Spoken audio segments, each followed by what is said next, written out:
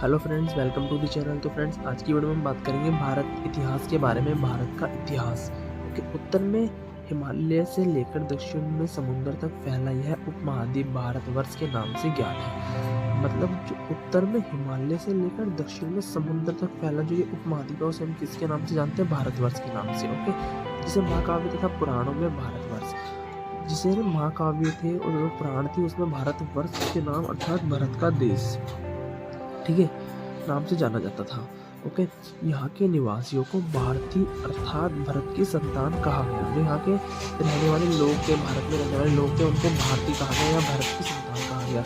यूनानियों ने भारत को इंडिया तथा मध्यकालीन मुस्लिम इतिहासकारों ने हिंद अथवा हिंदुस्तान के नाम से संबोधित किया। जो मध्यकालीन जो मुस्लिम इतिहासकार थे उन्होंने इसको हिंदुस्तान के नाम से संबोधित किया, और जो यूनानी थे भारत को इंडिया के नाम से जाना। ठीक है, भारतीय इतिहास को अध्ययन करने की सुविधा के लिए, मतलब कि भारतीय इतिहास से उसको अध्ययन करने के लिए 3 भागों में बांटा गया। एक तो प्राचीन भारत में, एक मध्यकालीन भारत में, एक आधुनिक भारत में।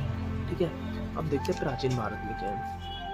प्राचीन भारतीय इतिहास के स्रोत। प्राचीन भारतीय इतिहास के विषय में जानकारी मुख्य 4 स्रोतों से प्राप्त होती है। पहला स्रोत है हमारा धर्म ग्रंथ, फिर ऐतिहासिक ग्रंथ, फिर विदेशियों का विवरण, चौथा है पुरातत्व संबंधी साक्ष्य।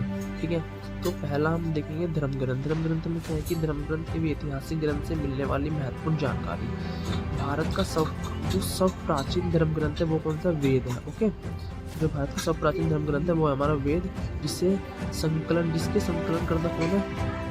महर्षि कृष्ण देवव्यापन वेद व्यास को माना जाता है। ठीक है, जिसके संकलन करता है वह महर्षि कृष्ण देवव्यापन वेद व्यास को माना जाता है। ठीक है, देव वासुदेव कुटुम्बकम का उपदेश देता है।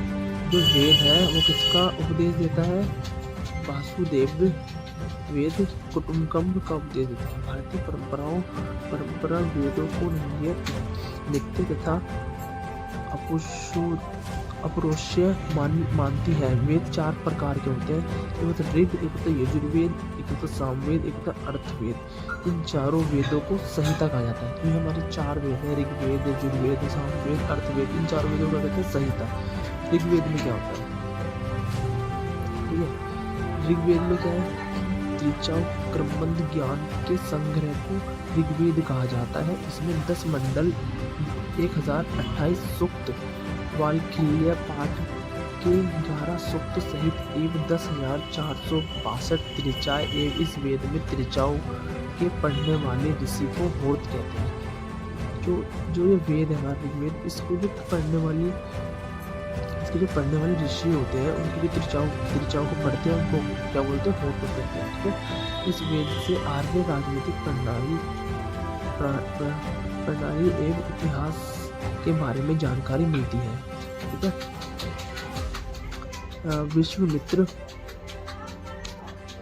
विश्वामित्र द्वारा रचित ऋग्वेद के 3रे मंडल में सूर्य देवता सावित्री को समर्पित प्रसिद्ध गायत्री मंत्र है। ठीक है, विश्वामित्र द्वारा रचित है। ठीक है, विश्वामित्र है उनके द्वारा रचित है। ऋग्वेद के 3रे मंडल में सूर्य देवता को,